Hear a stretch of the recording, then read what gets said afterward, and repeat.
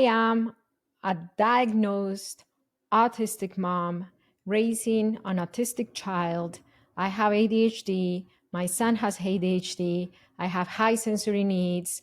And I live a lot of dysregulation, or I feel upset a lot of the time. So I'm going to share with you three things that I do to come back to calm down, to calm myself down so I can raise my sensitive kid, my autistic kid, with a lot more peace. Hello, my name is Marcela Collier.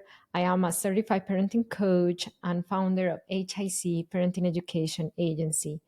My team of coaches and I have served 14,151 clients, all parents of sensitive and neurodivergent kids, break free from angry reactions towards their kids, bring peace to their parenting, and raise secure children.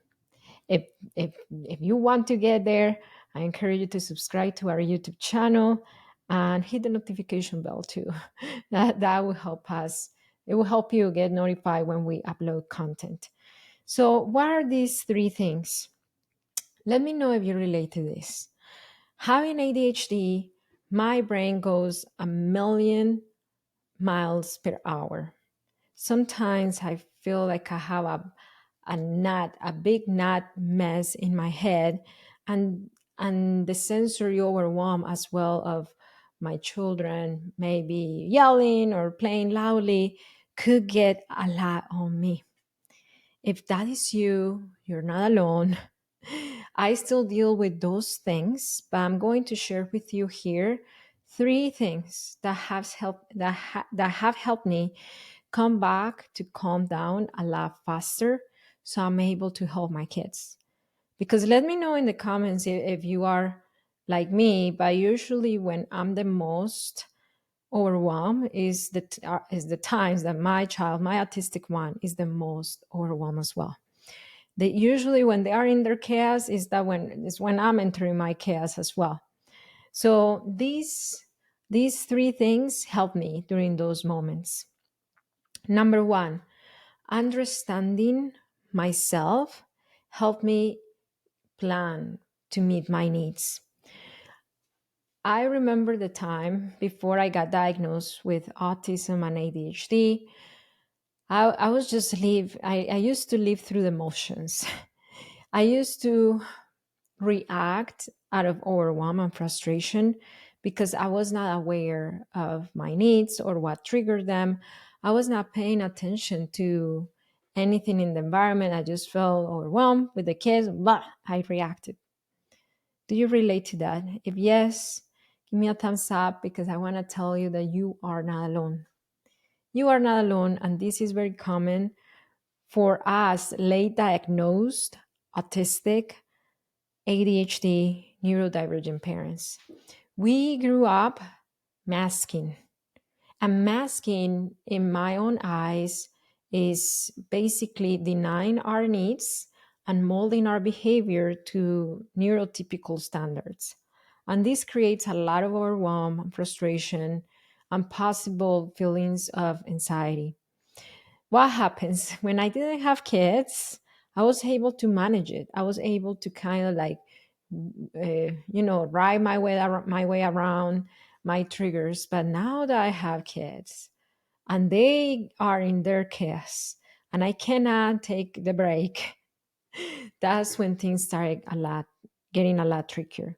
So understanding myself is gaining a deep understanding of my sensory needs, of my triggers, and more importantly, what helps me calm down.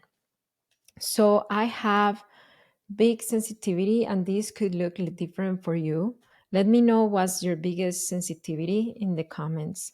For me, it's movement and noise. But if I were to rate between noise and movement, I would say that movement is a biggie for me. So what happens when my twins are in their high energy part of the day? That's when I know I have to be hyper intentional to get ahead of my needs and meet them before their movement overwhelms me. So it might be when they are moving at a really high pace, because kids go through different states of being throughout the day. So tell me, what's the time of the day for your child, the most active time of the day? For my children, it's definitely after lunch. They get crazy, they get wild.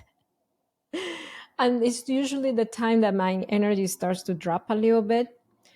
So now that I know that movement is a biggie for me, then I'm very hyper aware when I feel triggered, not to blame my kids, but to recognize that this is a vestibular sensory need, and that's why I'm feeling this overwhelm, and to meet my need. So it could be, for me, going to the backyard and doing some down dogs and yoga poses to decompress myself and get my nervous system back to regulation before, before engaging back with my kids. How does that look like for you? For some other parents in HIC parenting, it could be wearing their noise reduction headphones everywhere. One of my clients told me one day that she has loop earplugs in many different places of the house. So when it gets wild, she can just open a drawer and put them on, and that helps her. So get to understand your needs so you can plan to meet your needs in advance. And so you can have a coherent narrative that when you feel triggered, is not that your children are driving you crazy, is that your sensory needs feel a little too much for you at the moment. It helps us take responsibility over our needs instead of blaming our kids. Number two, prime my nervous system to stimulation. So, number one is, how do I make sure that my nervous system is regulated during the moment? Number two is knowing that this very triggering thing is going to happen. How do I prime my nervous system so I'm within my window of tolerance when that happens? Let me give you an example of how it used to be and how it is now, that helped me a lot, bring myself back to calm as an autistic parent. So I work all morning. I ran HIC Parenting Coaching Agency during my kids' school hours. And then a lot of the times, not a lot of the, all day, here in HIC Parenting, I'm busy. I'm busy recording. I'm busy in meetings. I'm busy coaching. I'm busy meeting my team. I'm busy in reviewing stuff. Busy, busy, busy, busy, busy all day. I used to go from busy, busy, busy in the business to, okay, it's 2. Let me go right and pick up the twins right now because it's time. So when I entered my interaction with them, my nervous system was already anxious from all day working. Since I started priming my nervous system before going to pick them up, it's been a game changer. So for me, it takes 15 minutes. How long would it take you to go from go, go, go to your nervous system feel a little calmer? Let me know in the comments. So for me, it's about 15 minutes. 15 minutes, I have to go pick them up. I stop all work in HIC parenting and I go to the backyard and I do a few deep breaths. I do yoga. I do the breathing. I bring myself back to baseline, my nervous system back to baseline. This has helped me so much stay within my window of tolerance when I receive my kids from school, and when they have Santi, my autistic son. The first days of school are rough for him and he has a lot of after school meltdowns. It helps me be ready for that. So that's another thing that I do. And if you're like Marcela, I try to take deep breaths, but it's hard. I cannot stop myself from yelling at my kids, even though I know they're sensitive. I know it's not their fault. I know it's me. Help. If that's you, I have a system, a 4-step system that I give to all my clients in HIC Parenting that has helped all the 14,151 clients come back to safety, break free from angry reactions, and raise secure children. I'm going to teach you that system for free, yes, on my free class that you can access right now at hicparenting.com. hicparenting.com.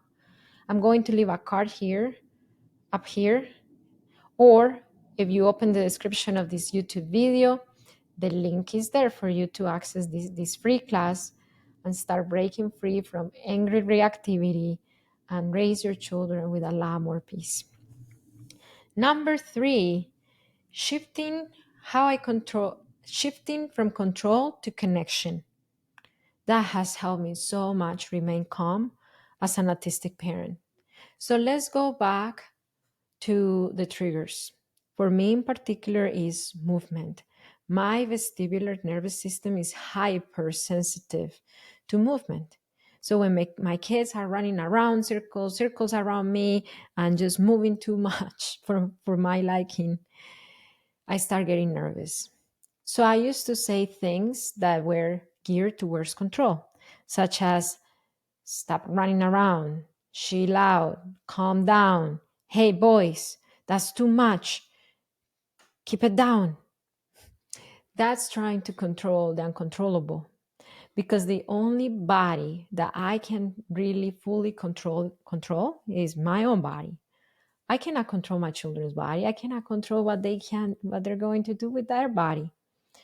But when I started shifting from control to connection, I started breaking free of a lot of frustration. So how would that look like with my sensory needs? So it is a lot of movement and it's too much and the kids are running around. And then I say, hey boys, I have something to show you. They're, they are very curious boys. They always want to know what's up, what's the gossip. And I show them whatever, something in the pantry or a line of ants going to our pantry, something. And that shows them out. Connection is the answer, not control. When I move towards connection with my children, I notice that therefore my needs are met. So how can you move towards connection instead of control? There is a belief, a limiting belief, being an autistic parent. Let me know if you relate to this. And I've heard it a lot among new clients here in HIC Parenting, that, by the way, 70% of our clients are neurodivergent parents.